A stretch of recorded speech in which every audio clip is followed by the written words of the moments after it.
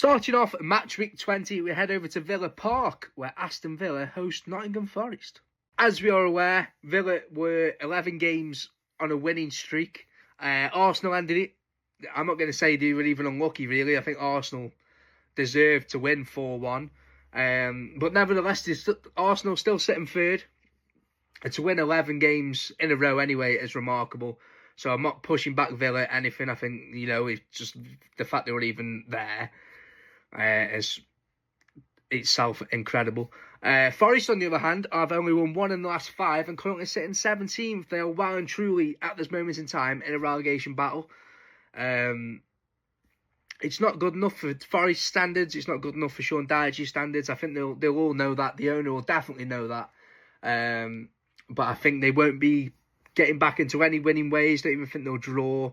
I think Villa will be aiming to get back into winning ways, and I think they will, with a result of a 3-1 win. Moving on to the first 3 o'clock kickoff of the weekend, we head over to the American Express Stadium, where Brighton host Burnley.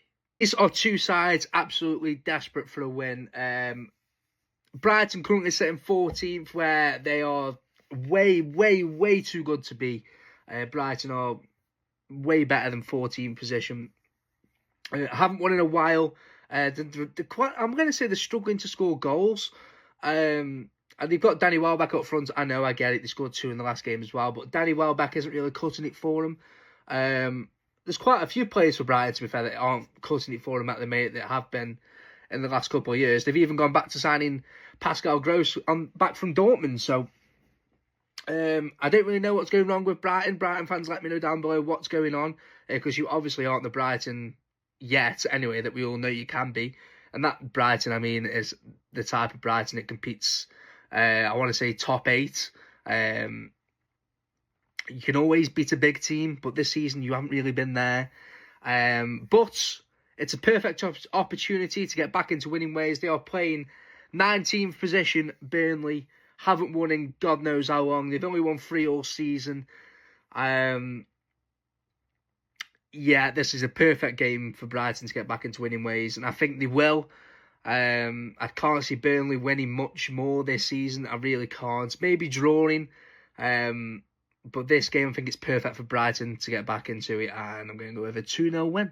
Moving on to the third game of the weekend, we head over to the Molineux, where we have a relegation battle between Wolves and West Ham. This game is a battle of the bad. It is Wolves versus West Ham, 20th versus 18th. But what I will say is, I don't think West Ham are as bad as Wolves. Wolves still haven't won a game. I know they're coming off a draw against United, which I know I'm going to say shock some people, but I'm going to say some people also weren't surprised that United drew to Wolves. But West Ham are also coming off a draw against Brighton, both winless and God knows how many. West Ham have only won 3 all season, to be fair to them. They've only won 3 more than Wolves, but they've drew 5. That's where they're getting the points from as well. This is quite a tough one to predict, to be fair. I think it's got... I'm not leaning towards a Wolves win. Imagine they get the first 3 points. West Ham did look bad, though. I think when they played... I think it's when they played Man City and Fulham, they looked terrible. And whereas Wolves, I'm going to say they were unlucky to not get a point against Liverpool. I think Wolves have been quite unlucky, to be fair, in some games this season. Especially earlier on in the season when they conceded late goals for lose the match. I know they were 1-0 up against Tottenham. I think they drew that. And they had other games as well. I think they conceded 2 own goals to Arsenal, which made them lose 2-1 and 1-0 up. They've been unlucky. Luck isn't going Wolves' way at the minute. Oh, this is a tough one to predict, Do I go for Wolves win their first game this season? I might do it, just to be different, just to be out there. I'm going to go for Wolves win this game. I'm going to go Wolves win it 1-0.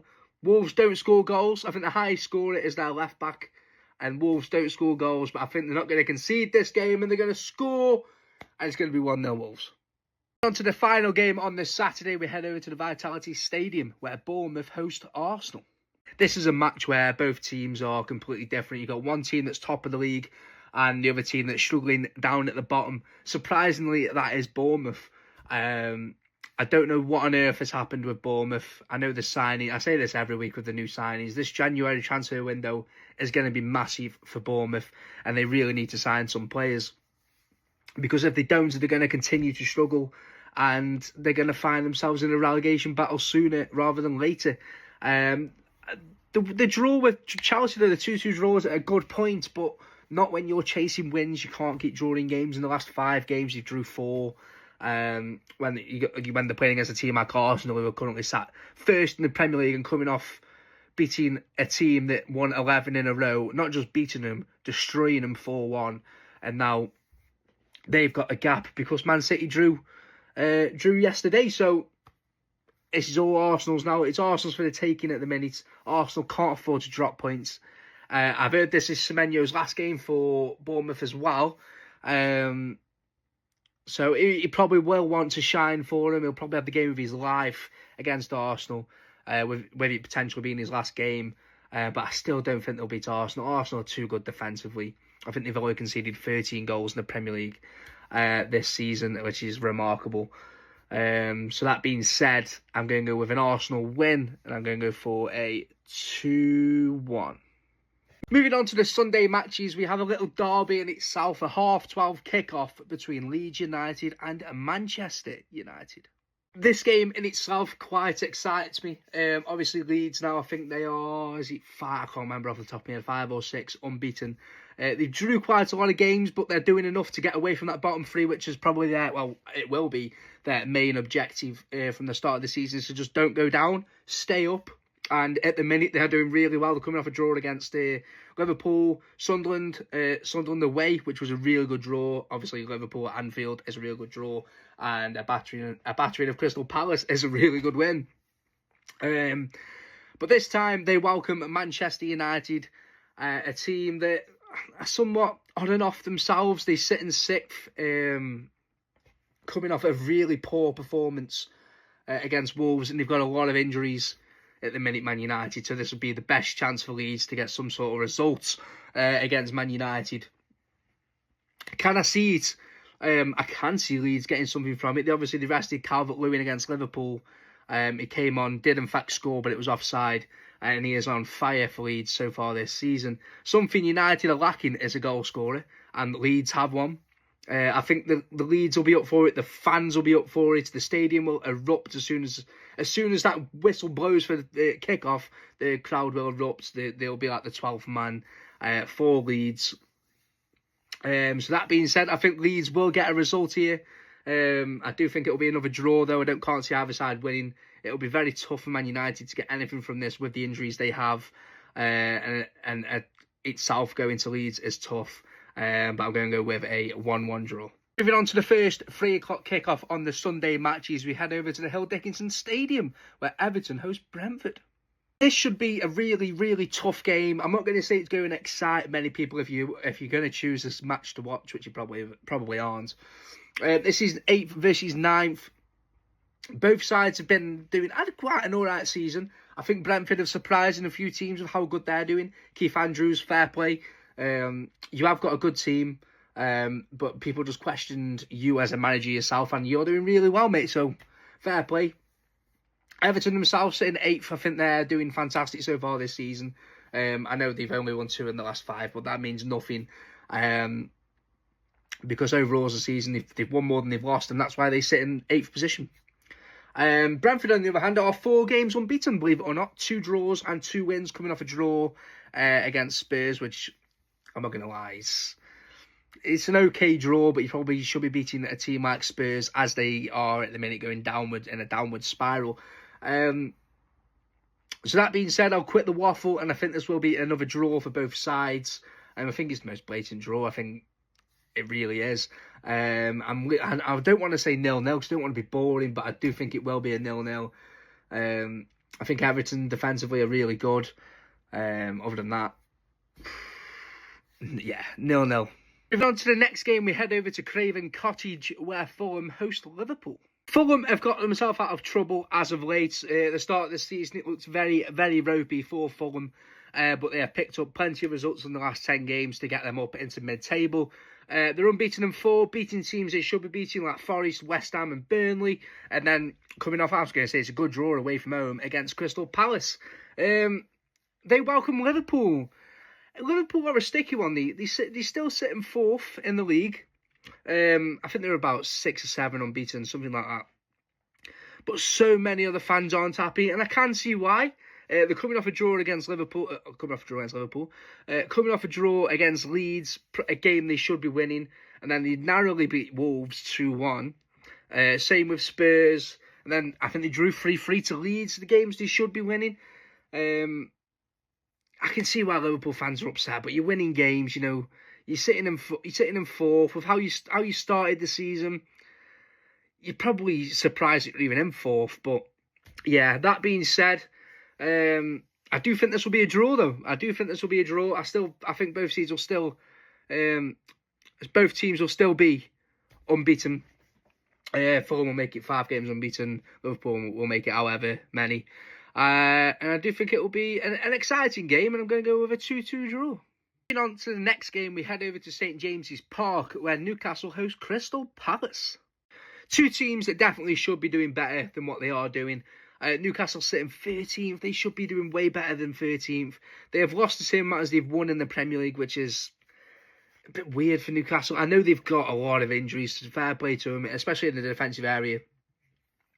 I know Lewis Miley, I think it's Lewis Miley, has been playing right back for him, and to be fair to him, he's been doing a brilliant job when he has had to step in and play there. He's a good little player, Miley, as he's young as well. He's obviously from Newcastle, so he wears the shirt and he plays for the badge, which is really important for a team like Newcastle.